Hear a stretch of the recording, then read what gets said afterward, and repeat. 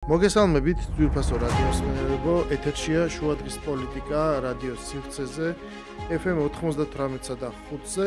მე გახლავართ გურამ ნიკოლაშვილი და მაუწყებლობთ გაზაფხულის ქუჩის სტუდიიდან. თბილისის დროით 14 საათი და 11 წუთია.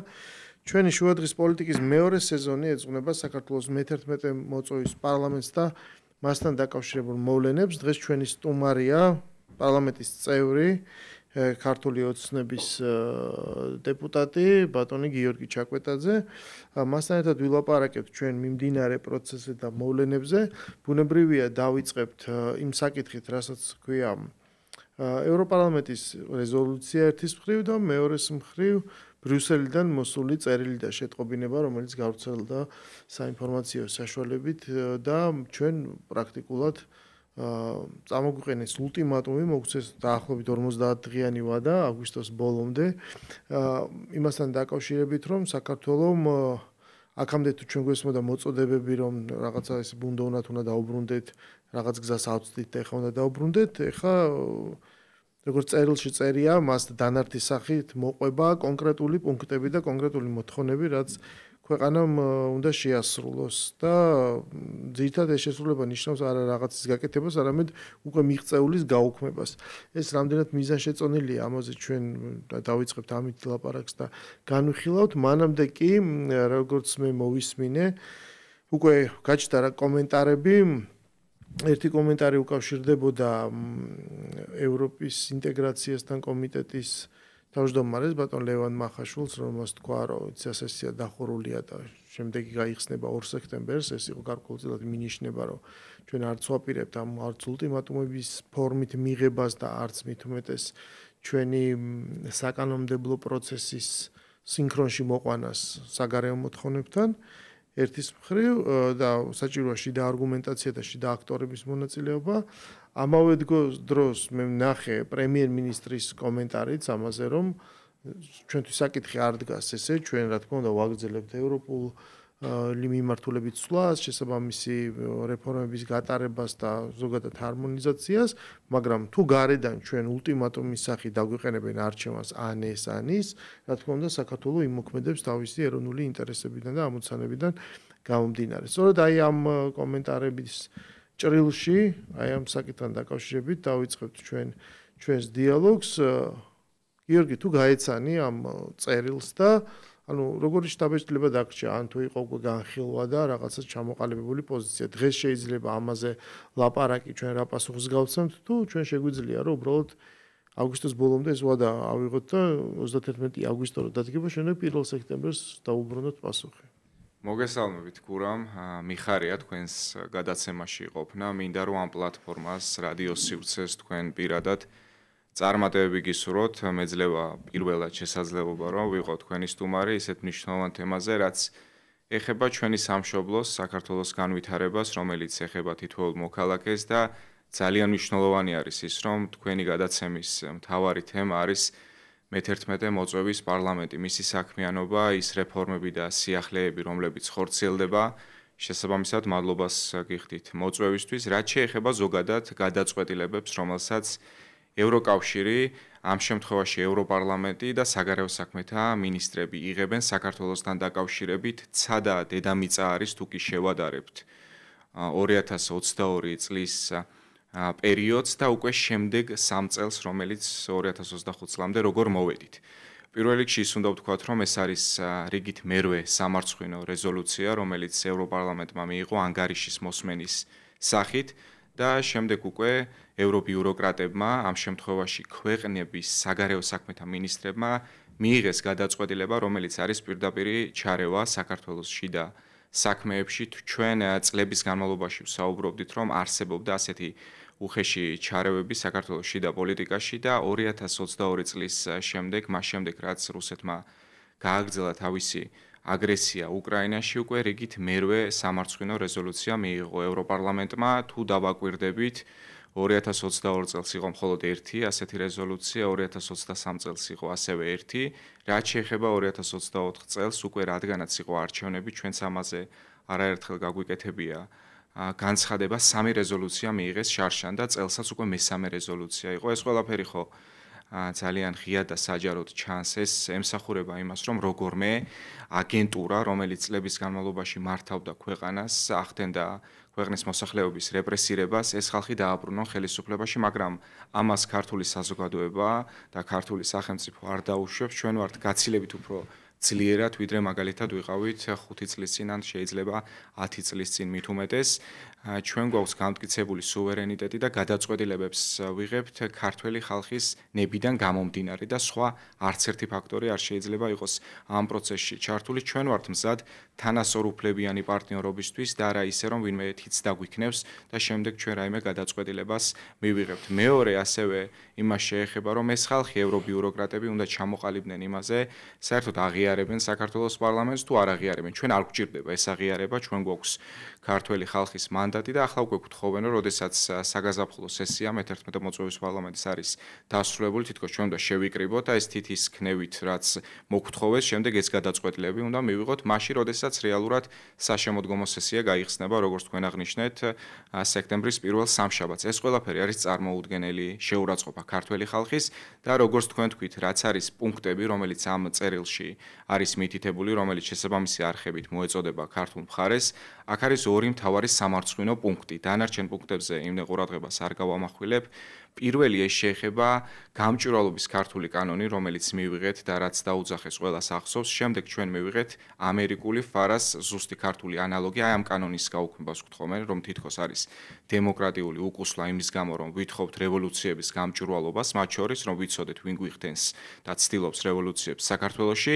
ეს არის პირველი და მეორე შეეხება არასრულწლოვნების და ოჯახური ღირებულებების დაცვას. აი ამ კანონის LGBT-ს პროპაგანდის წინააღმდეგ კანონის გაუქმებას გთხოვენ. აქ ყველაფერი ნათქვამი არის ამ ორი პუნქტით, თუ რა ტიპის დოკუმენტი არის ეს, რა ტიპის დამოკიდებულება არის საქართველოსთან მიმართებით და ქართულ ხალხთან მიმართებით. შესაბამისად მე დარწმუნებული ვარ, რომ ამ ყველაფერთან დაკავშირებით 4 ოქტომბერს ადგილობრივი თვითმმართველობის არჩევნებზე ქართველი ხალხი კიდევ ერთხელ დააფიქსირებს თავის პოზიციას. რა არის ამ მოთხოვნის შინაარსი, რომ ანუ თქვათ თეორიულად დაუშვათ რა, ეხლა უკვე გასაგებია იმ 8 მოთხოვნიდან რაც ჩამოთვალე რამდენიმე, რომ ამას თავის ისტორია გააჩნია, თავისი მხარდამჭერები ყავს და ეს აბსოლუტურად რომც დაუშვათ, რომ ეს შეიძლება გადაიხედოს, იქნება აბსოლუტურად მიუღებელი. მაგრამ თეორიულად რო წარმოვიდგინოთ, ერთგვარი სავაჭრო პროცესი რა.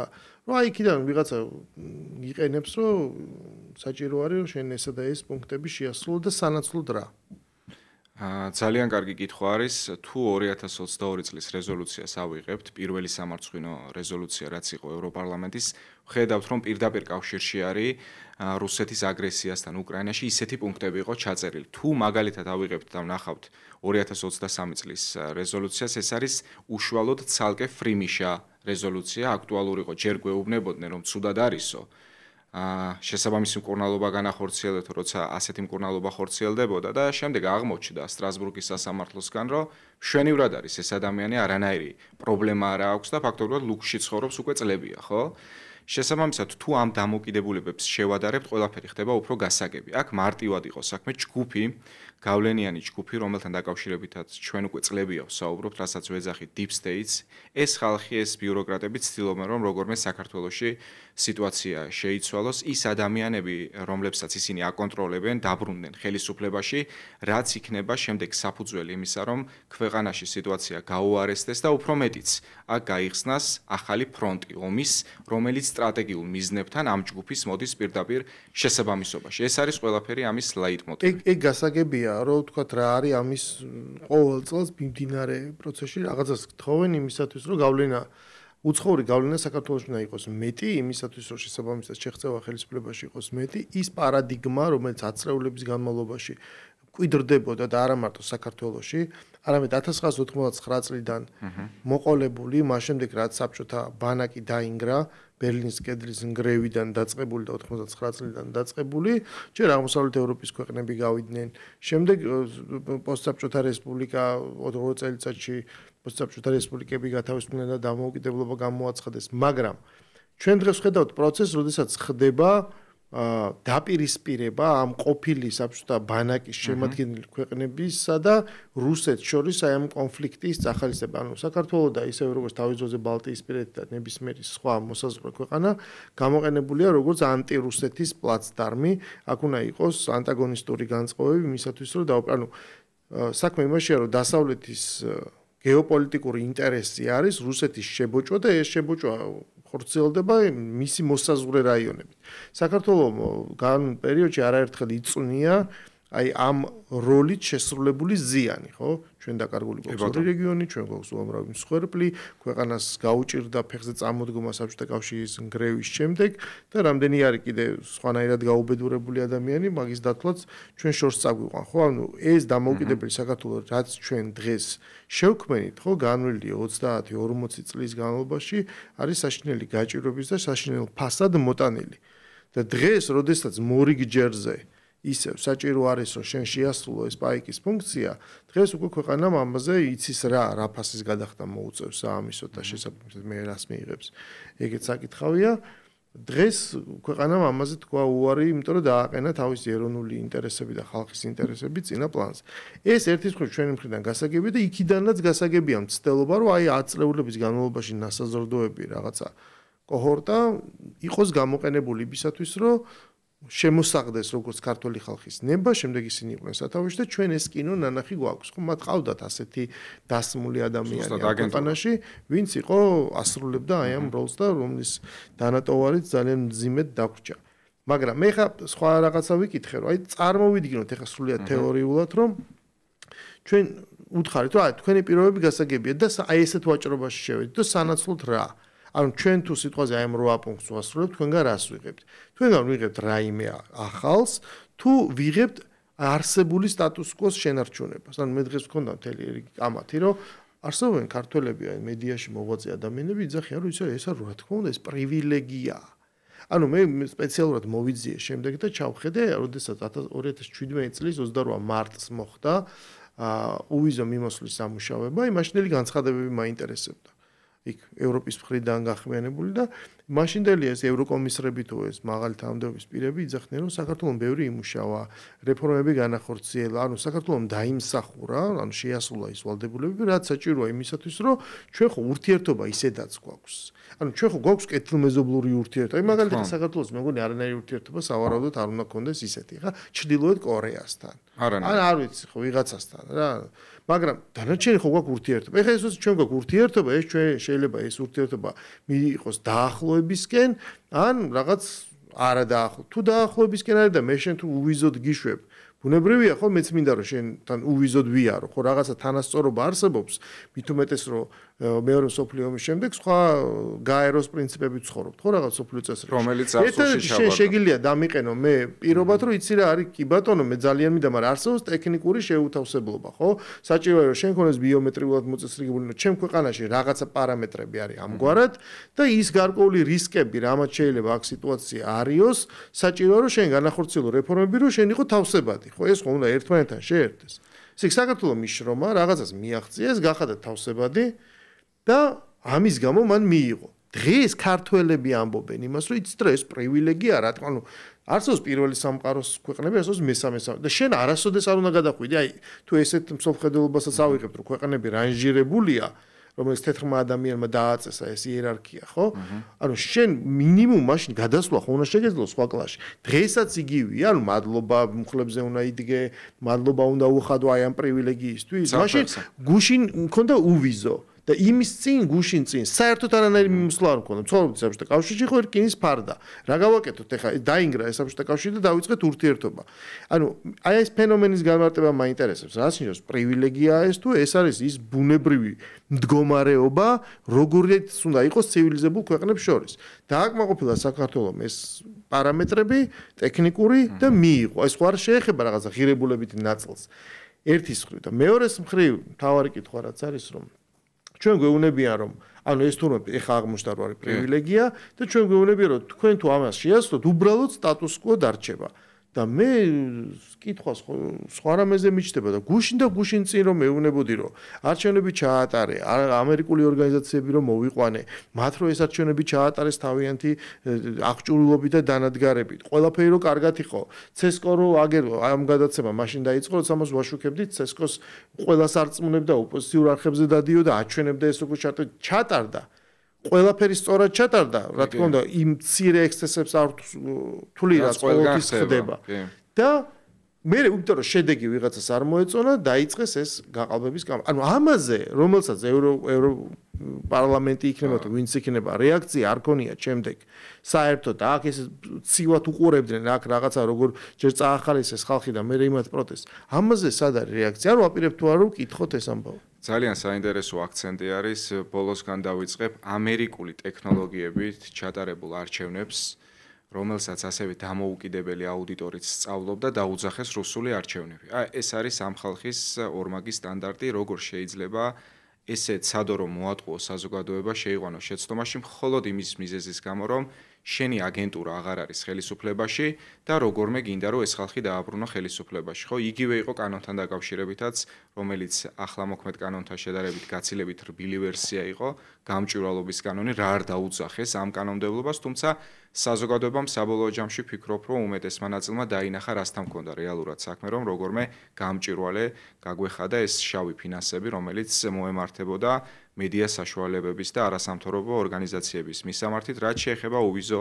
მიმოსვლას ზოგადად, მას შემდეგ რაც არსებობს აღმოსავლეთ პარტნიორობის ფორმატი, ევროკავშირს რა თქმა უნდა აქვს სხვადასხვა ბერკეტი თავისი ინტერესების გასატარებლად, მათ შორის ერთ-ერთი ასეთი ბერკეტი, ისევე როგორც ნებისმიერი ორგანიზაციის და ქვეყნისთვის არის გარკვეულ ქვეყნებთან უვიზო მიმოსვლის დაწესება, რაც როგორც აღნიშნე არის დაფუძნებული, უпростоრად უნდა იყოს დაფუძნებული იმ მიღწევებზე და რეფორმებზე, ტექნიკურ მახასიათებლებზე, რასაც სახელმწიფო უნდა აკმაყოფილებდეს, რომ ამ შემთხვევაში 27 წევრ სახელმწიფოსთან ევროკავშირის ჰქონდეს უვიზო მიმოსვლა. ჩვენ ეს ყველაფერი დავაკმაყოფილეთ ასევე ზოგადად შენგენის ქვეყნებთან, რომ იყოს უვიზო მიმოსვლა. თუმცა მას შემდეგ რაც ეს ბერკეტი არსებობს ევროკავშირში, როგორც ჩანს და ამას ყოველდღიურად ადასტურებენ, ეს იქცა უკვე პოლიტიკურ ელემენტადაც ცალსახად და ამით გაშანტაჟებენ გარკვეული ჯგუფები. მე არ ვამბობ, ხო, უამრავი სახელმწიფო არის, მათ შორის არის ძალიან ბევრი პარლამენტარი სხვადასხვა ქვეყნიდან, რომლებიც ამბობენ, რომ ასეთი დამოკიდებულება საქართველოსთან არ შეიძლება. თუმცა ის ჯგუფი, რომელიც არის ყველაზე გავლენიანი ჯგუფი, ასე ჩანს და ასე დასტურდება,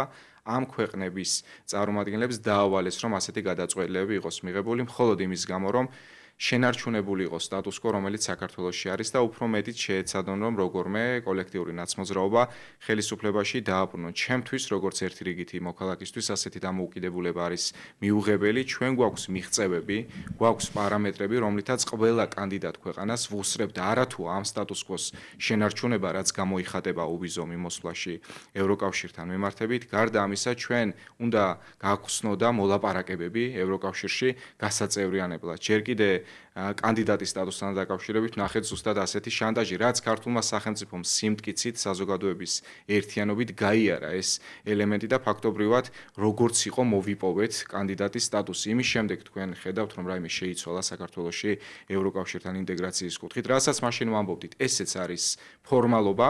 ნიშნულოვანი იყო, რომ კანდიდატის სტატუსი ჰქონოდა, თუმცა თუ კი იარსებებს ნება, რომ საქართველო როგორც რეგიონის წარმომადგენელი გახდეს ევროკავშირის წევრი ქვეყანა, ჩვენ პირველ რიგში უნდა გავძლიერდეთ ეკონომიკით, რაც შესაძლებლობას მოგცემს, რომ სექტორული თანამშრომლობით გავხდეთ ამ დიდი გაერთიანების წევრი, რომელიც სამწუხაროდ მისი დღევანდელი ბიუროკრატია ვერანაირ კრიტიკას ვერ უძლებს და გამოირჩევა იმით, რომ საქართველოსთან აქვს ქედმაღლური დამოკიდებულება. ჩვენთვის ეს მიუღებელი. პირდაპირ ჩანს ეს ასე ვთქვათ აღმაშფოთებელია, როდესაც ის ლაპარაკობს, ვთქვათ რაღაცა კრიტიკას მხოლოდ და არაფასებს იმ თავარ პრობლემას, საიდანაც ყველაფერი დაიწყო. ერთი საინტერესო ელემენტი იყო გაგაწყვეტინე. მაშინ, როდესაც ჩვენ კანდიდატის სტატუსი ვერ მივიღეთ და მისცეს მაგალითად მოლდოვას, რომელიც დღესაც არის DST-ის წევრი, შემდეგ ევროკომისიამ თვითონ გამოაქვეყნა ანგარიში, რომლითაც დადასტურდა, რომ ფაქტობრივად ყველა კრიტერიუმით ვართ ორივე ამ ქვეყანაზე ბევრად წინ და შემდეგ იძულებულები გახდნენ ფაქტობრივად, რომ ჩვენთვისაც მოეცათ კანდიდატის სტატუსი, თან რა არ გავიარეთ, რამდენი მცდელობა იყო არეულობის, თუმცა ქართულმა საზოგადოებამ, ქართულმა ხელისუფლებამ და სახელმწიფომ შეძლო, რომ კანდიდატის სტატუსი მიეღო. თუმცა შემდეგ გადაწყვიტეს, რომ მოლაპარაკებების გახსნის შანტაჟით განეხორციელებინათ მიდგომა ჩვენთან დაკავშირებით, რაზეც პრემიერ-მინისტრმა და ქართული ოცნების თავმჯდომარემ დღეს გააკეთეს განცხადება ნოემბერში იმასთან დაკავშირებით, რომ ჩვენი გუნდის გადაწყვეტილებით თუ კი ექნება სურვილი ევროკავშირს, რომ გაგვიხსნას მოლაპარაკებები, მეორე დღესვე მოვაწერთ ხელს თუ არა და რაც გვაქვს მოქმედი ხელშეკრულება, ეს არის ასოცირების შეთანხმება 2028 წლამდე ჩვენ შევძლებთ, რომ ვალდებულებების უმეტესობა იყოს შესრულებული და თუ კი მაშინ იარსებებს ნება, რომ საქართველო გახდეს ევროკავშირის წევრი ქვეყანა, ეს ყველაფერი იქნება მიღწეული. ეს იყო მარტივი მესიჯი, რომელიც გაკეთდა ნოემბერში პრემიერ-მინისტრის მხრიდან. შესაბამისად, სხვა ყველაფერი არის სპეკულაცია, არის ქედმაღლური დამოკიდებულება და მე პირადად მჯერა, რომ ქართული საზოგადოება თუ კი ეს გამოწვევა შენარჩუნებული იქნება როგორც შანტაჟის იარაღი ევროკავშირის ბიუროკრატების მხრიდან, ქართული საზოგადოება ამ გამოწვევასაც ღირსეულად უპასუხებს. კი ბატონო, მან თავარი მომენტი არის ისე ვიძახი, რომ ამოსავალი წერტილი, რასაც ასე ვაშუქებდით და რომელზეც პირდაპირ ითქვა უარი, თავარი პრობლემა, საიდანაც ყველაფერი დაიწყო და დაიწყო შეუქცევა და დღეს უკვე არსებობს რაღაც მცირე ჯგუფი საზოგადოების, რომელთანაც საერთო შეხების წერტილის პოვნა უკვე შეუძლებელია, იმიტომ რომ 26 ოქტომბერს გაიყო ეს მთავარ საკითხზე, ხო, პოზიციები ჯერ იყო და ეს არჩევნები აქცევი იყო რეფერენდუმად, მათ თქვეს რომ საკითხი დღეს ესე დგას, მოგვაწევეს იარლიყი რომ ეს არის რუსული მთავრობა, რომ ჩვენ ვართ ევროპელები, ანუ გუშინ რომ ადამიანებს აწამებთ ხალხზე ლაპარაკი და შემდეგ საჭიროა რომ ხალხმა ესე აერჩიოს. და ჩვენ ეხლა პრაქტიკულად თავარი გზავნილი იყო რაც ახლა შენ აღწერე, რომ დღეს პირიქით სხვა სიტუაცია. დღეს არის არჩევანი ომსა და მშვიდობას შორის, იმიტომ რომ რეგიონში 2022 წლიდან დაიწყო ეს ომი და შენ დასავლეთից ესე პაკეტად განგიხილავს, რა მიუხედავად აი გეოგრაფიულად სრულიად სხვადასხვა ტიპის მდებარეობისა. აი მოლდოვას საზღვარი არ აქვს მაგალითად რუსეთთან, განსხვავებით ჩვენგან და უკრაინისგან. უკრაინაში არის ომის აქტიური ფაზა, აქ არაფერი არ წვივა, ხო, მეთქვა დაგვიფაროს. ანუ აი ამ და საერთოდ კავკასიაში ვართ და ისინი პირდაპირ ესაზღვრებიან ევროპას.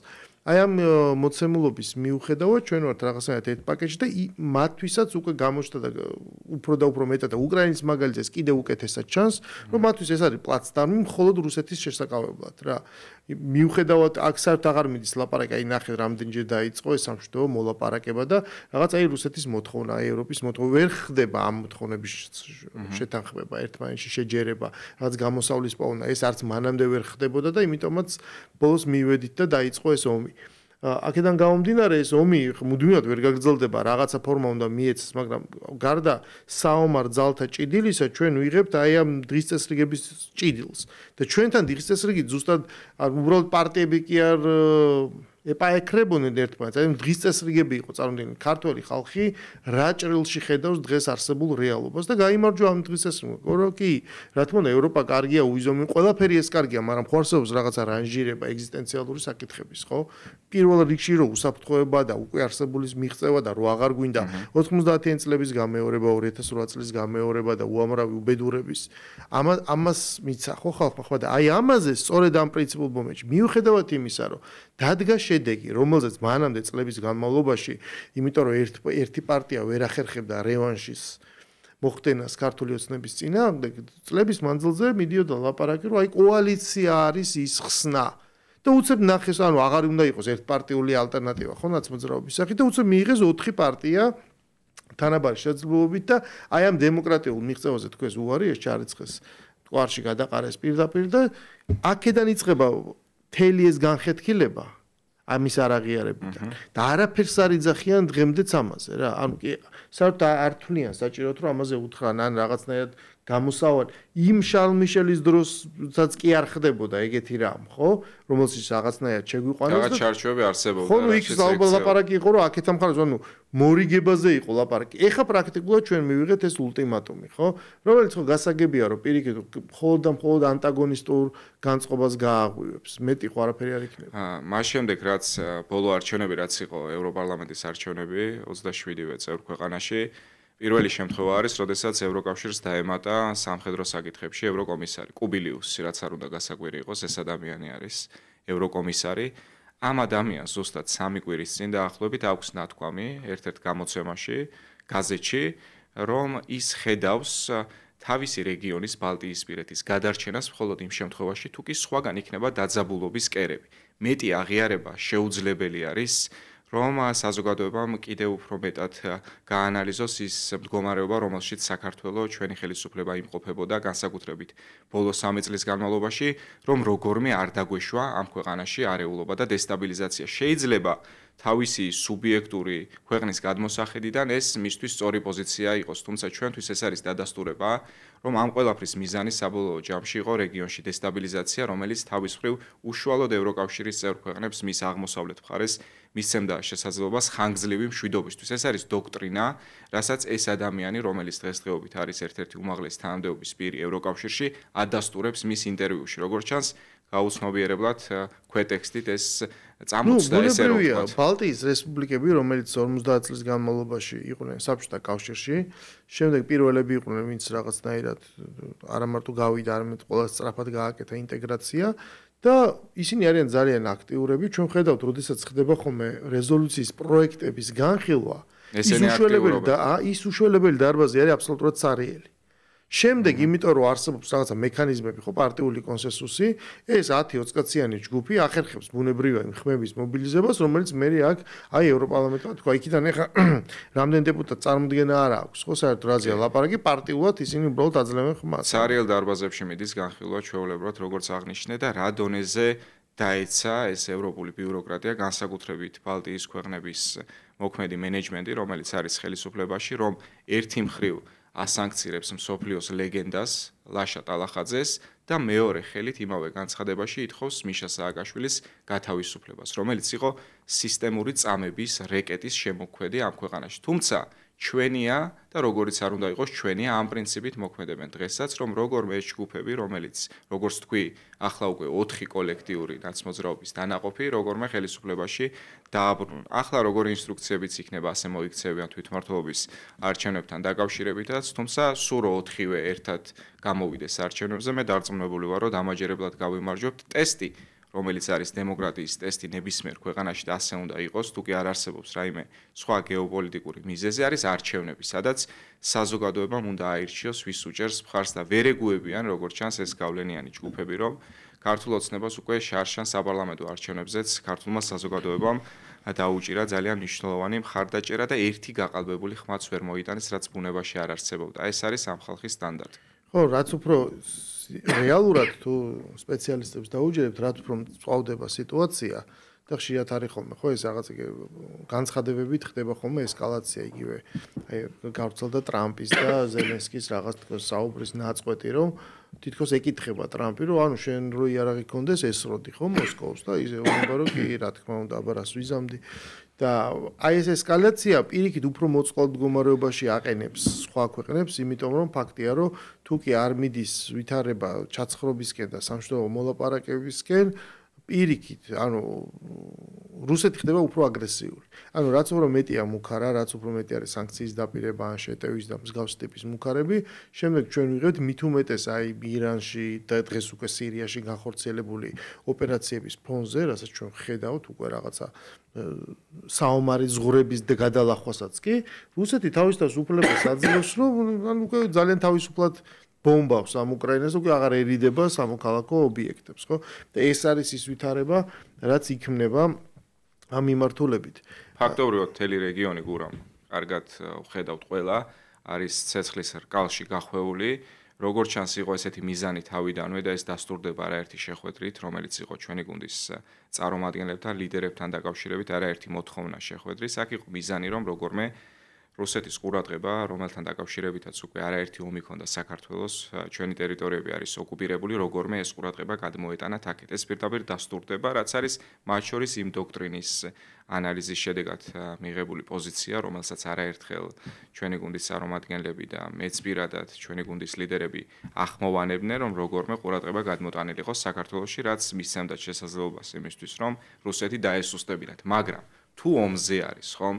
თუ რაიმე ტიპის დამსახურებაზე არის მათ შორის დასავლურ სამყაროსთან საქართველო იყო მოწინავე ნატოს მისიებში, სამშვიდობო მისიებში არაერთ ქვეყანაში, მაშინ როდესაც ბალტიისპირეთის ქვეყნების კონტინგენტი იყო ძალიან მცირე. თან ესენი ნატოს წევრიც არიან. ჩვენ საერთოდ ნატოს წევრი ქვეყანა არ ვართ, გქონდა ეს და გვაქვს რომ ევროატლანტიკური მისწრაფებები არის ჩვენი ამოცანა, რაც კონსტიტუციაში ჩაიწერა ირაკლი კობახიძის ინიციატივით და ჩვენი გუნდის მხარდაჭერით. ეს ხალხი გვედავება დღეს და გვეუბნება რომ თითქოს ევროკავშირისკენ და ევროპული მიმართულებით არ მივდივართ, რაც წარმოუდგენელი სიცრუე არის. ამასთან დაკავშირებით სერიოზულად კომენტარის გაკეთებაც არ შეიძლება. ყველაფერი დასტურდება იმ ფაქტებით, იმ მიღწევებით, რომელიც აქვს ჩვენს გუნდს და როგორც უკვე ვთქვი, თუ კი ვიქნებით კიდევ უფრო ძლიერი, თუ კი ქართული საზოგადოება იქნება ერთიანი, ჩვენ აუცილებლად გავხდებით ევროკავშირის წევრი ქვეყანა, სხვა შემთხვევაში არანაირი შანსი არ გვაქვს. ხო, ეს ყოველ შემთხვევაში ეს 28 წელს მაინც უნდა დაველოდოთ,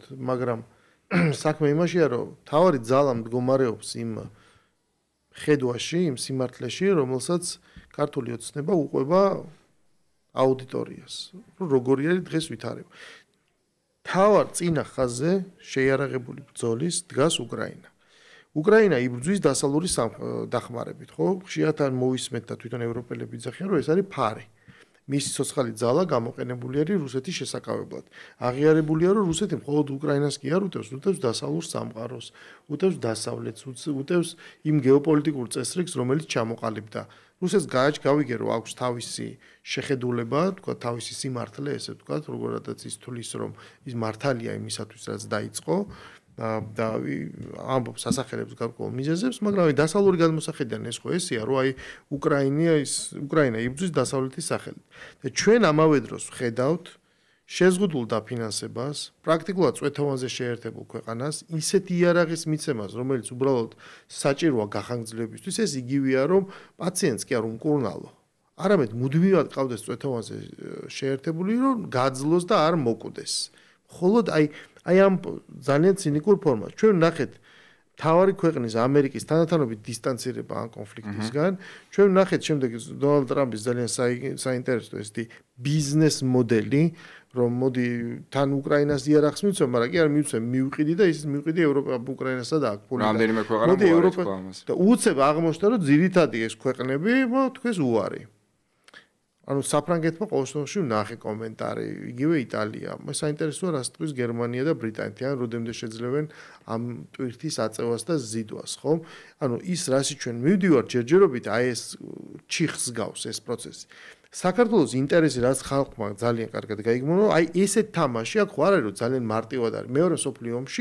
მეორე სოფლიო ომი იყო და იყო გაყოფილი ქვეყნები, ან აქეთ ხარეს იყავი, ან იქით ხარეს იყავი, ერთმანეთთან არათავსებადი ქვეყნები იყვნენ ერთად კოალიციაში და დასრულდა იმ შედეგით, როგორიც დასრულდა, ხო? აქ ესე არ არის, აქ ჩვენ ხედავთ ერთგვარ პროქსი ომს, სადაც ქვეყნები სხვა ქვეყნის ხარჯზე ომობენ და ანუ ქვეყანამ თქვა და ხალხმა თან ეს ხო ძალიან მნიშვნელოვანი იყო რომ არჩევნები დაემთხვა. ისე შეიძლება ხა შენ ილაპარაკო ხალხს რა უნდა და კვლევები ატარო, მაგრამ არჩევნები ხო ყველაზე საუკეთესო კვლევაა. რეზოლუციების რაოდენობაც ადასტურებს. ხალხმა პირდაპირ თქვა რომ არა, ჩვენ არ გვინდა. იმიტომ არ გვინდა რომ ჩვენ გვაქვს ჩვენი ისტორიული გამოცდილება, რომ ვიცით რომ ომი კარგია, როცა იგებ ამ ომს და როცა გამარჯვებული ხარ. ხა დამარცხებული ომი ვის უნდა და ვის უყვარს და როცა შენ ხედავ რომ მართლა მსოფლიო ომია, ლამის და ერთი ბეწო ხარ და პირდაპირ უნდა რაღაცა საომარ ლელოდ იქცე, ბუნებრივია ხო რომ ამაზე ადამიანები უარი თქვეს. მაგრამ მე მაინტერესებს რომ ერთი არის ეს გარე ჩარევა, გარე ზეწოლა, მაგრამ ამ ყველაფრის შესრულება ხდება ადგილობრივი აქტორების მხრიდან. ეხლა მე მესმის რომ შეიძლება არსებობდეს ჩვეულებრივი რიგითი მოქალაქე, რომელიც შეიძლება რაღაც სამედიცინო ნიღაბს იკეთებს, დადის რუსთაველზე და რაღაცა არ ესმის და არ ხდება, მაგრამ რო არსებობს პოლიტიკური კლასი, ჩვენი ოპონენტები, რომელთაც მოეთხოვებათ, ანუ ვალდებულებიც არიან რომ რაღაც ელემენტარული ესმოდეთ, შენ რას უკავშირებ მათ აქტიურობას, როცა უარი თქვეს კონსტიტუციურ ჩარჩოზე, უარი თქვეს სისტემაზე, თავიანთი 61 მანდატი წარმოუდგენლად მაღალი რიცხვი უბრალოდ გადაყარეს და დაიწყეს ქუჩის რევოლუცია, რომელიც ასევე ჩავარდა და დღეს უკვე ამ სპირალში რო შევიდნენ, ვეღარ სახერხებენ აქედან გამოსვლაზე, მაგრამ როდესაც აი ესე ძალიან პოპულარული გახადეს სიტყვა ღალატი, აი თავის თავს არ უსმენ ამ კითხვას, რომ რას აკეთებენ რეალურად? ანუ რას უკავშირებ შენ მათ ამ აქტივობას და დამოკიდებულებას, იგივე გინდა ბოიკოტის ნაწილში, გინდა არჩევნებში მონაწილეობის კუთხით. 2008 წელს მე პირადად ვიყავით 13 წლის და მახსოვს რუსეთის აგრესია საქართველოში და მე უბრალოდ დღესაც მაინტერესებს სად იყვნენ ეს ქვეყნები, სად იყო დასავლეთი მაშინ, როდესაც საქართველოს ასე უჭირდა. მე ძალიან კარგი აქვს, რომ დასავლეთი იყო იქ, რომ ორგანი იყო დასავლეთი, ერთი ისო ჩვენ გავაჩერეთ რუსეთი და იმიტომ არ აიღო თბილისი, იმიტომ რომ გემუქრებოდათ. საინტერესოდ გაუჩერებიათ. მეორე პასუხი არის ის, რომ პასუხი არის ის, რაც დღეს ხოთაშორის გადაკეთებულია, ეგ ისტორია წარსული, ეს არის შექმნილი ევროპული კომისია, ქალბატონი ჰეიდი ტალიონის ხელმძღვანელობით, სადაც ქართულ ბრალეულობაზეც არის ლაპარაკი. ხდებით, ანუ გასაგებია რომ ეს არის ჩვენი ტერიტორია, ეს არის რუსული აგრესია, მაგრამ ამ ყველაფერს ქონდა წინაპირობა და ლაპარაკი არის, რა თქმა უნდა, ამაზე და წინა პრეზიდენტზე, რასაც ჩვენ ღიად ვიძახით, ხო? ეს თავის დროზე სხვადასხვა 2012-ში როცა არჩევნები ჩატარდა, მაშინ სხვანაირად იდგა ეს საკითხი, ყველაზე ესმოდა და მანამდეც 2008-დან 2012-მდე ეს ამბავი და შემდეგ უკვე ეს გახდა როგორ შეიძლება ქვეყნის დადანაშაულება. ანუ აი ესეთი მესიჯის ქვეშ შენ აგიგრძელეს ლაპარაკი და ეს აღარ არის ტაბუ. ეს არ არის ტაბუ, იმიტომ ტაბუ ისიც არ არის, რა ქვია. დიდი სოფლიო ცხოვრობს ანტისემიტური ბრალდების შიშის ქვეშ, მაგრამ დღეს როცა ხედავენ პირდაპირ დაბომბილ სამშვიდობო იმეებს, რა ქვია, ბანაკებს არ ერიდება ვიღაც ამის. საქართველოს ყოველთვის იდგა დასავლეთთან, იდგა იმ მისიებში, რომელიც მნიშვნელოვანი იყო სოფლიო უსაფრთხოებისთვის, შესაბამისად თუ კი ვინმეს აქვს გადაწყვეტილება მიღებული, რომ ამ ქვეყანაში კიდევ ერთი ომი უნდა იყოს, მაშინ როდესაც 2008 წლის ომის დროს ფაქტობრივად არაფრით არ დაგვეხმარნენ და ჩვენი ტერიტორიები გაწირეს დროებით, მაგრამ ოკუპირებულ ტერიტორიებად და არანაირი ტიპის დახმარება არ იყო გარდა განცხადებებისა, შესაბამისად საქართველოს მიიღო და დღესაც ასე არის საერთაშორისო მისიებში ყოველთვის არის მოწინავე პოზიციაზე, რაც მიუთითებს იმას, რომ ზოგადად ქართველი ხალხისთვის, ჩვენი სახელმწიფოსთვის მნიშვნელოვანი არის მსოფლიო მშვიდობის უსაფრთხოება და არ დაუშვებთ იმას, რომ ამ ქვეყანაში იყოს კიდევ ერთი ომი. რაც შეეხება ადგილობრივ აგენტურას, რასთან დაკავშირებითაც მკითხე მარტივად არის საქმე. დირექტივა ჰქონდათ, რომ არ უნდა შემოსულიყვნენ პარლამენტში, რაც გამოიწვევდა მათი გათვლებით იმას, რომ ქვეყანაში შეიქმნებოდა არეულობა, დესტაბილიზაცია. არა, შეიქმნა კიდევაც. უბრალოდ ჩავარდა საბოლოოდ. რა თქმა უნდა, ჩვენ ფაქტობრივად გადაწყვეტილებით, რაც შეეხებოდა იმას, რომ შანტაჟს არ დაუშვებთ და ამ ქვეყანაში არ დაუშვებთ კიდევ ერთ არეულობას, ამით ეს პროცესები დავაჩქარეთ და შევაკავეთ, რომ აღარ განხორციელებულიყო საბოლოო ჯამში 2020 წლის შემდეგ ეს იყო გასული წლის ნოემბერ-დეკემბრის მოვლენები იყო მეოთხე მცდელობა რევოლუციის ძირითადი მცდელობებისგან თუ ავიღებთ, შესაბამისად ჩვენ ეს გადაწყვეტილება მივიღეთ, რომ შეგვეკავებინა. ახლაც თუ კი ექნებათ დირექტივა მათი პატრონების მხრიდან, რომ არჩევნებში მიიღონ მონაწილეობა ადგილობრივი თვითმმართველობის არჩევნებში, საერთოდ ისე გამოვლენ, რომ რაც ადრე აქვთ ნალაპარაკები, ამასთან დაკავშირებით იტყვიან, რომ საერთოდ მსგავსი განცხადებები არ გაუკეთებიათ, საერთოდ კოლექტიური ნაცმოძრაობის 4-ვე დანაყოფი, რომელიც ის მანდატი და საზოგადოების მიერ მინიჭებული მხარდაჭერა, რომელიც ჰქონდა, ხო, 4 ბარიერ გადალახულ პარტიას წყალში გადაყარეს. და აქეთ გვედავებიან კიდე, ესე ღიად არ ამბობენ, მაგრამ ერთმანეთში ლაპარაკობენ, რომ რატო შეგვიწყვიტეს მანდატები ეგონათ. მაშინ შარლ მიშელის დოკუმენტის დროს, რაც ივაჭრეს, ასე დაუშვებდა ჩვენი გუნდი ამ გადაწყვეტილებას, გააცდინეს ხდომები, ერთხელ თქვი და გავიმეორებ, იყვნენ შატალოზე.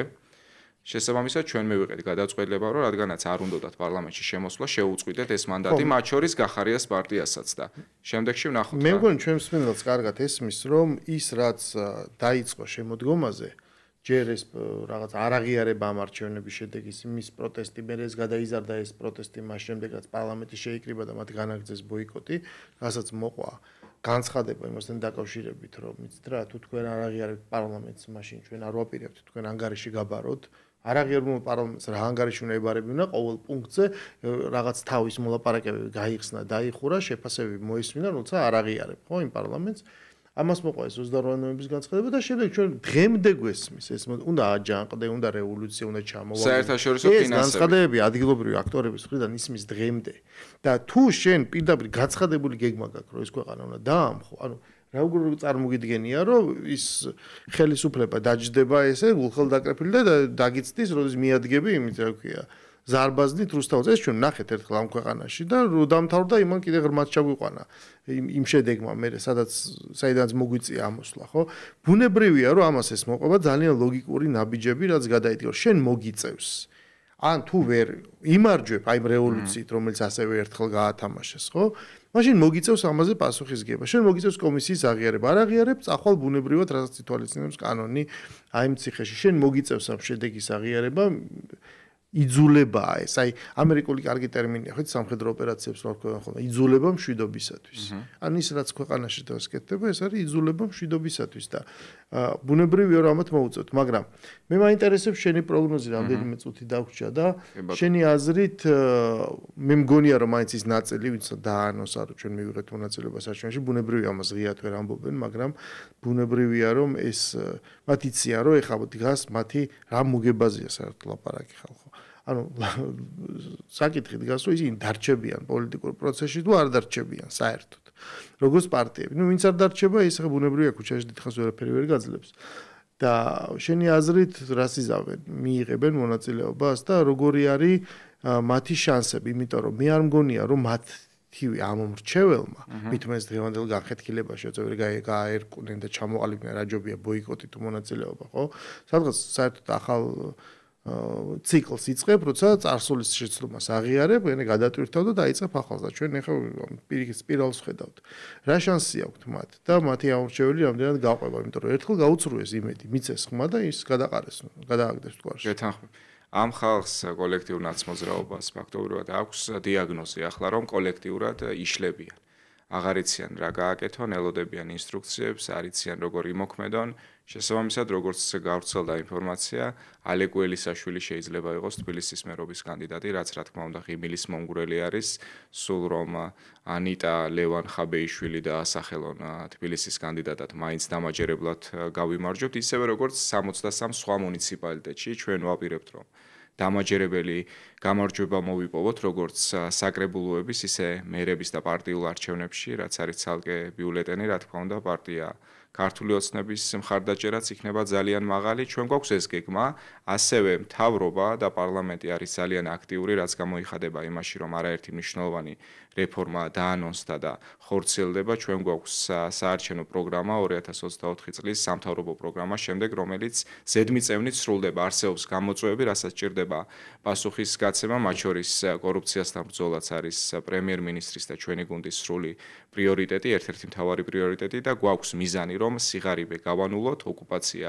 გავანულოთ ამ ქვეყანაში და კორუფციის კუთხით საქართველო მასთან ბრძოლის კუთხით იყოს მსოფლიოს სამსაუკეთესო ქვეყანაში. ეს არის მიზანი, რომელიც ჩვენ გვაქვს და რაც დაფიქსირდა წინა საპარლამენტო არჩევნებზე, ეს არის სურვილი, რომელიც აქვს ქართულ საზოგადოებაში. შესაბამისად, ვინც რა მცდელობაც არ უნდა განახორციელოს, მე მჯერა ქართული საზოგადოების მხარდაჭერით, რომ ეს ყველაფერი არის განწირული წარუმატებლობისთვის, ქართული ოცნება აპირებს დამაჯერებელ გამარჯვებას 4 ოქტომბრის არჩევნებსაც. როდის დაიწყება წინა საარჩევნო აქტიური კამპანია და იქნება თუ არა ეს კამპანია მიმართული იმაზე, რომ ეს არ არის მხოლოდ ადგილობრივი არჩევნები, ვინ ამდენ პროცენტს აიღებს და დააკომპლექტებს ამ საკრებულოებს, ხო, ეს არის ამავე დროს ჩემი აზრით, ჩემი სუბიექტური აზრით, შარშანდელი არჩევნების გამაგრება, რომ ამორჩეველმა კიდევ ერთხელ უნდა აჩვენოს და დაადასტუროს, რომ დიახ, ყველაფერი ესე ჩატარდა და აი აგერ არის ის ამორჩეველი, ვინც წინაზე მისცა ხმა და ილუზია არ უნდა ქონდეს ვიღაცებს, აი ეს თავის გამოგონილი გაყალბების, რომ გაყიდის წარმატებით.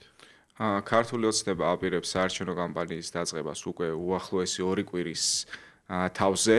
თვის ბოლოდან იქნება ძალიან აქტიური საარჩევნო კამპანია, რაც გულისხმობს იმას, რომ დასახელდება მერობის კანდიდატები, დასახელდება საკრებულოების მაჟორიტარების კანდიდატები და რეგიონებში გაიშლება, განხორციელდება შეხვედრები ჩვენს მოსახლეობასთან მუნიციპალურ არჩევნებს გარდა იმისა, რაც აღნიშნე, რომ აქვს კიდევ ერთხელ დადასტურების ფუნქცია, რომ ქართულ ოცნებას აქვს მაღალი მხარდაჭერა, გარდა ამისა ეხება ყოველდღიურობას მოქალაქეების ხედავთ თბილისში და რეგიონებშიც ბოლო 4 წლის განმავლობაში რა ტიპის მასშტაბური პროექტები განხორციელდა, არსებობს ბევრი გამოწვევა, რასთან დაკავშირებითაც ასევე ყველაფერი იქნება მითითებული ქართული ოცნების პროგრამაში. არ დაუშვებთ იმას, რომ ვინმე შეეცადოს კიდევ ერთი ბოიკოტით, ვაჭრობით, ზეწოლით, რაც გამოიხატა ამ შემთხვევაში ევროკავშირის საგარეო საქმეთა მინისტრების წერილით და მომართვით საქართველოსთან დაკავშირებით ამ ყველაფრით ვაჭრობას არ ვაპირებთ, რომ დაუშვათ საქართველოში.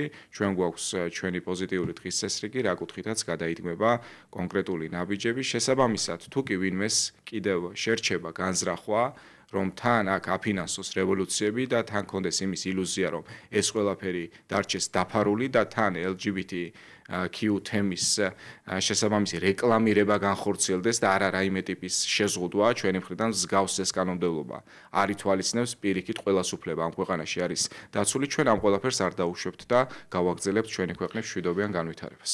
მადლობა გიორგი სტუმრობისთვის. იმედი არ ახლა დაიწყება შემდეგ კამპანია და ჩვენ კიდევ მოგვიწევს ლაპარაკი შეამოვნებთ. დღევანდელი გადაცემა კი დასრულებულია. ეთერში დავბრუნდებით მომავალ კვირას.